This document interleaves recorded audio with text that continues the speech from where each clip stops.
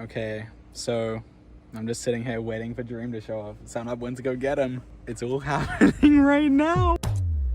October 3rd, 2022 is when a video by George Not Found was released titled I Met Dream in Real Life. The video opened to over 10 million views and over 1 million likes.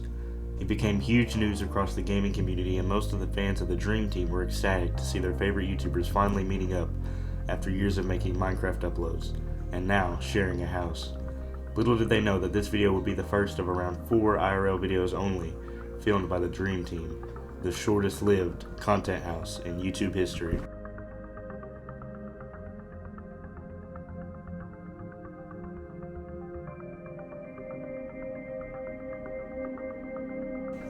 It's safe to say that if you've been on YouTube for the past few years, you know who Dream is. He's a Minecraft YouTuber who exploded because of his manhunt and other Minecraft-related videos. His content featured 2 important people when it came to his channel's success, Sapnap and George. The trio would go on to be known as the Dream Team, and a large number of Minecraft uploads would be released featuring the trio over the next few years.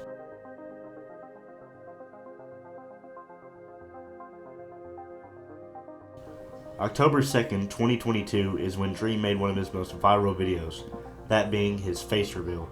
Although the video has since been deleted and later posted on his second channel, the impacts of his face reveal were instant and apparent, and the hashtag #DreamIsAFreak started trending on Twitter. Now I want to say for context that I am not a Dream stan. My favorite Minecraft and gaming YouTubers are mostly all retired now, and the last great Minecraft YouTuber I liked and regularly watched is unfortunately no longer with us. Despite this, I wouldn't consider myself a dedicated Dream hater neither, and my personal views on his channel are very moderate. His appearance without the mask to me is average or above average as far as looks are concerned, and I don't think there's anything inherently wrong with his face at all.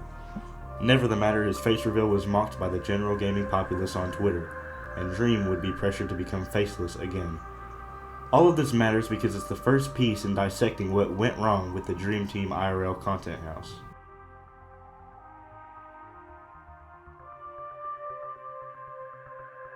One thing I noticed almost instantly after you moved in, I guess, is that our rooms are just right next to each other. There's one wall. There's a very thin wall between our rooms. What? I one time I woke up in the morning, I heard him on like the phone with someone, and I realized like if he wanted to or if I wanted to, we could totally eavesdrop on each other. Like, if I put my ear up to that wall, yeah, I would understand what he's saying. Why do you guys? This is a problem. Isn't the place where you guys live massive? Why can you get like different? It's just somehow that's how it worked out. I found this clip after I wrote the script for this video, so due to time constraints I'll keep my commentary brief, but this clip shows that privacy in the content house was very limited. I don't think it's a stretch to say that this may be a major reason why the trio haven't made much recent content together IRL. But back on the topic of Dream's face, I'm not going to be dramatic and say that Dream's face was the major reason that the Dream Team content house failed. However, it would also be remiss of me not to mention it, considering it was one of the most talked about things among the Dream hate watchers. It would be nearly impossible for anyone to focus on the IRL content the trio made at that time, because the hate Dream's face created took away from the video. Deserving or not, for a while back in late 2022, Dream's face was a serious reason that IRL content was not filmed by the trio.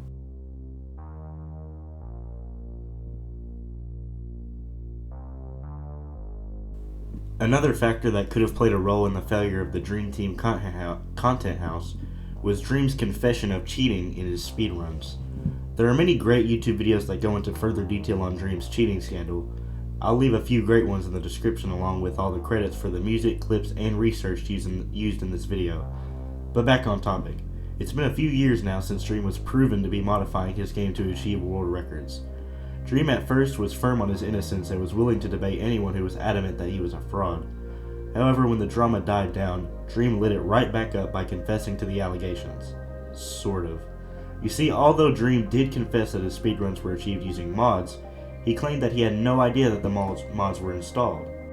According to Dream, sometime after the entire drama had died down, he discovered that he had actually been using a disallowed modification during his live streams. Ironically, despite being the perpetrator, he was the last person on the internet to find out. Dream explains that he and his team had always increased drop rates for their challenge videos, as this speeds up the content creation process. And that totally makes sense to me. Even when I make content for videos, I will use cheats to skip past sections of the game, or just to make things easier in general. Apparently, the developer that Dream had hired to create a mod to help with recording transferred the increased drop rates from the plugins they were using in their challenge videos. Dream doesn't state it very clearly, but he does say that he was unaware that those particular changes had been made. After some more technical mumbo-jumbo, the pastebin states that the increased drop rates were shortly removed thereafter when a better way to achieve the same result was discovered.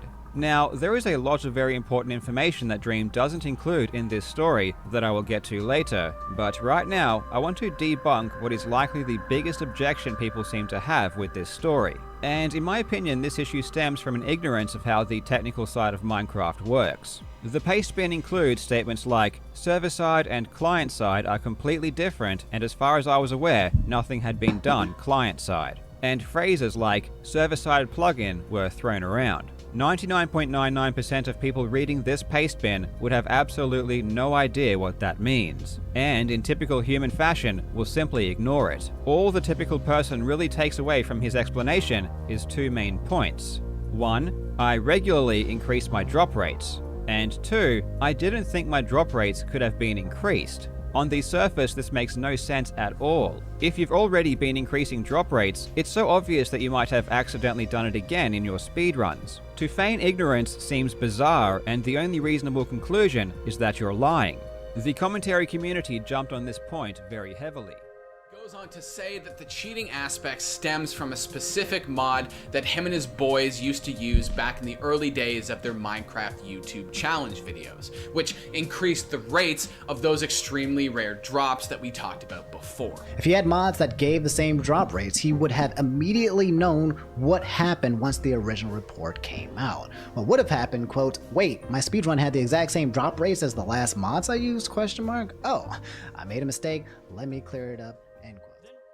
Although the cheating drama had again died down among Dream fans when the trio met IRL, practically every Dream hater still used it as fuel to the Dream hate fire. The drama wouldn't really go away until recently, and I again don't think it's a stretch to say that this had an impact in the death of the content house.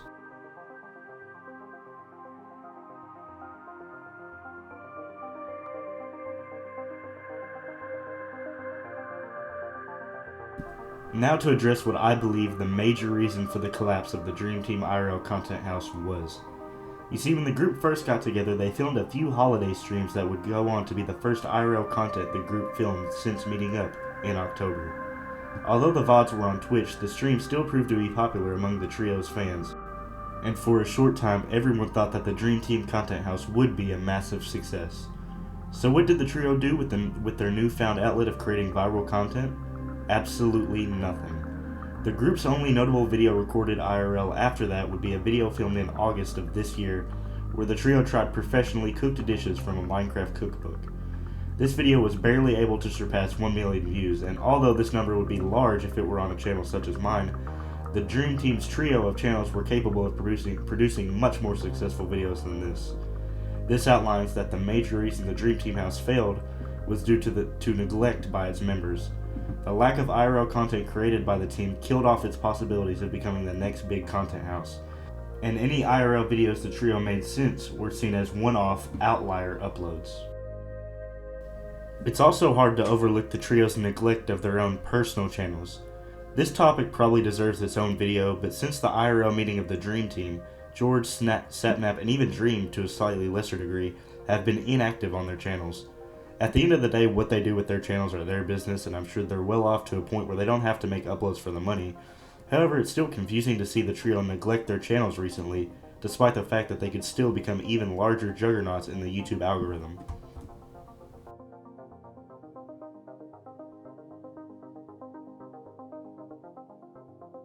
I saved this topic for the end of the video because it's definitely the hardest to talk about. Up until this point, the Dream Team Content House has still had the possibility of reviving and proving all of the doubters wrong about its capabilities. However, in November of this year, the possible successful future of the Content House was killed off by Dream's groomer allegations. I've already made multiple videos on the topic that you can watch after this video, so I won't go too in depth, but in summary, what was once seen as false reports earlier this year was turned into serious allegations when videos of Dream sending whimpering audio to an alleged minor on Snapchat were spread on Twitter.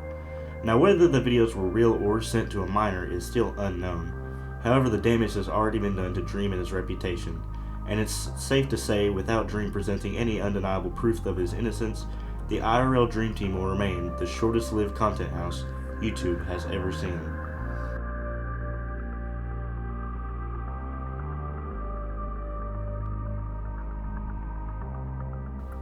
In conclusion, the Dream Team Content House failed because of Dream's reputation online and complete neglect by its members.